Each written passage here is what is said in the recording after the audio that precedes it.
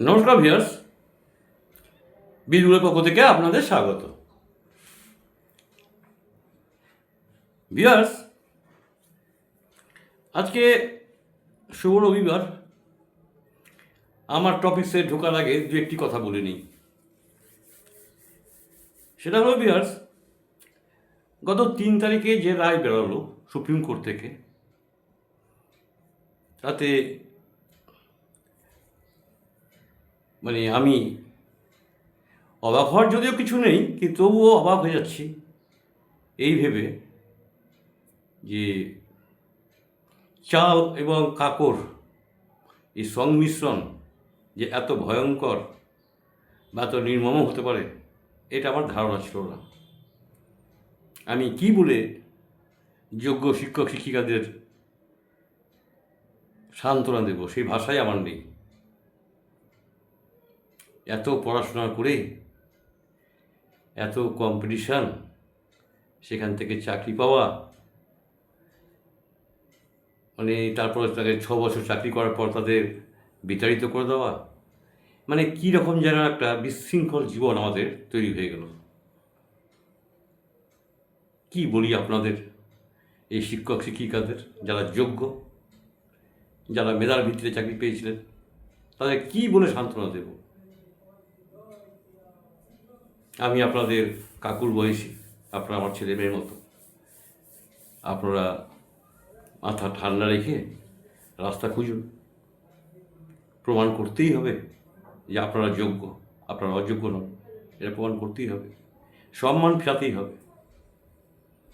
আপনাদের এই যে সম্মান ভুলণ্ঠিত হলো, তাকে ফেরাতেই হবে। আপনারা ভাবুন, আপনাদের প্রতি আমার আশীর্বাদ রইল। আপনারা সাকসেসফুল নিশ্চয়ই হবেন। কোন রাস্তায় গেলে আপনাদের চাকরি ফিরে পাবেন, সেই রাস্তায় ধরতে হবে, এগোতে হবে। আপনাদের ব্যথায় আমি সমব্যথী। সত্যি বলছি, আপনাদের আমি ভাষা খুঁজে পাচ্ছি না কী বলে আপনাদের বুঝাবো।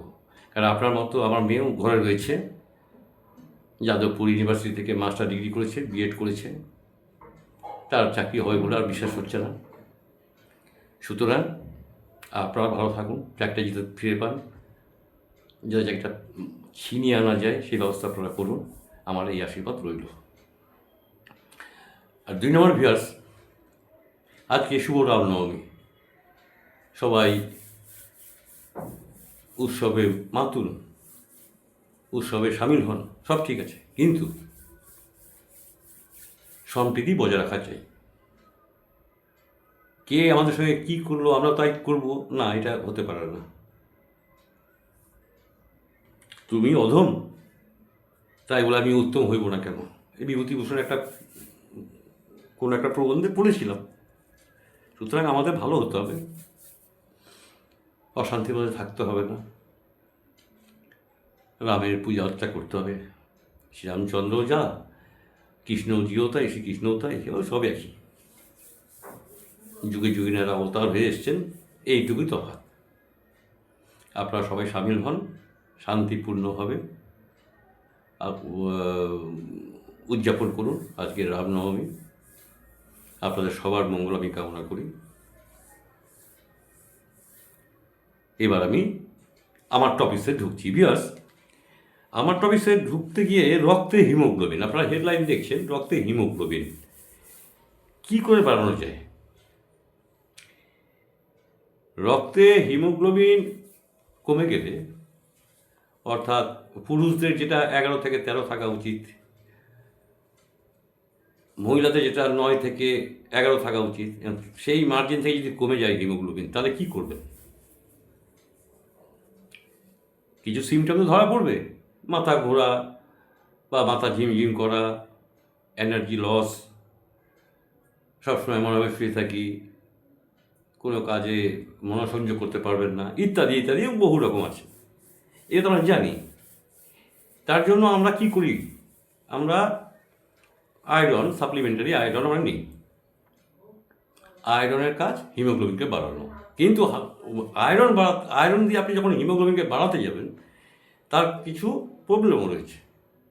যে বিশেষজ্ঞ ডাক্তারবাবুরা কী বলছেন সেটা একটু পড়ে শোনাই, বেশি বড় নয়, ছোট্ট কয়েকটা পয়েন্ট ওনারা দিয়েছেন বিশেষজ্ঞ ডাক্তারগুলো, যে হিমোগ্লোবিন বাড়ানোর উপায় কী। এটাই আজকে আমার ছিল আলোচনার বিষয়বস্তু। তাহলে ভিউয়ার্স আমি পড়ছি, আপনারা একটু শুনুন। শরীরে হিমোগ্লোবিনের অভাব হলে রোগ ভোগের আশঙ্কা বেড়ে যায়। হিমোগ্লোবিনের মাত্রা কমে গেলে দুর্বলতা, ক্লান্তি, মাথা ব্যথা, শ্বাসকষ্ট, ঝিমঝিম ধরা, ক্ষুধাবন্ধ ও দ্রুত হৃদস্পন্দনের মতো সমস্যা দেখা দেয়। যদি হিমোগ্লোবিনের মাত্রা অনেক কম হয় তাহলে রক্ত অল্পতা বা তার চেয়েও মারাত্মক সমস্যা দেখা দিতে পারে। হিমোগ্লোবিনের মাত্রা বাড়াতে যা যা খেতে পারেন, কী কী খেতে পারেন দেখুন।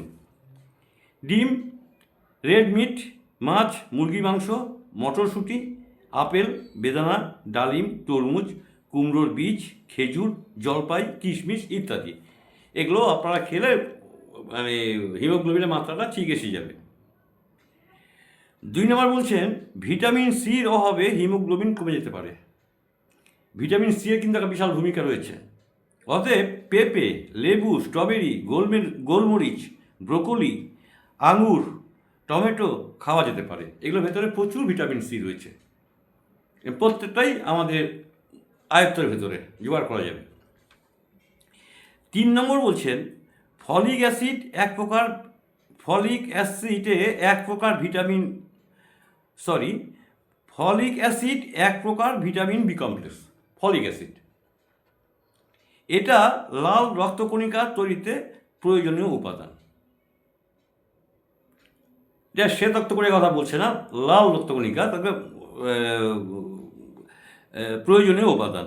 সবুজ পাতাযুক্ত সবজি, বাদাম, শিমের বীজ, কলা, এগুলোতে প্রচুর পরিমাণে ফলিক অ্যাসিড থাকে। এটা আপনারা নিতে পারেন, খেতে পারেন। 4 নম্বর বলছেন বিটের রস খেতে পারেন।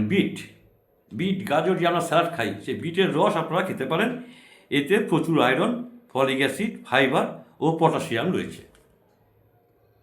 5 নম্বর পেয়ারা খেতে পারেন। পেয়ারা অ্যানিমিয়া মোকাবেলায় সাহায্য করে। রক্তপ্রবাহ থেকে তো অ্যানিমিয়া হওয়ার সম্ভাবনা থাকে, সেটাকে মোকাবেলা করবে পেয়ারা।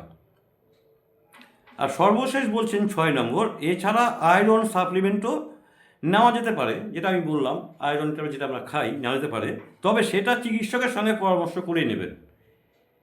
চিকিৎসকের সঙ্গে কথা না বলে নিজে নিজে খাবেন না আয়রন, কারণ কিছু আয়রন ট্যাবলেটে কোষ্ঠকাঠিন্য ও পেট ব্যথার মতো সমস্যা হলেও হতে পারে। এই 6টা টিপস ওনারা দিয়েছেন। হিমোগ্লোবিন কমে গেলে আপনাদের এই 6টা টিপস মেনে চলতে হবে।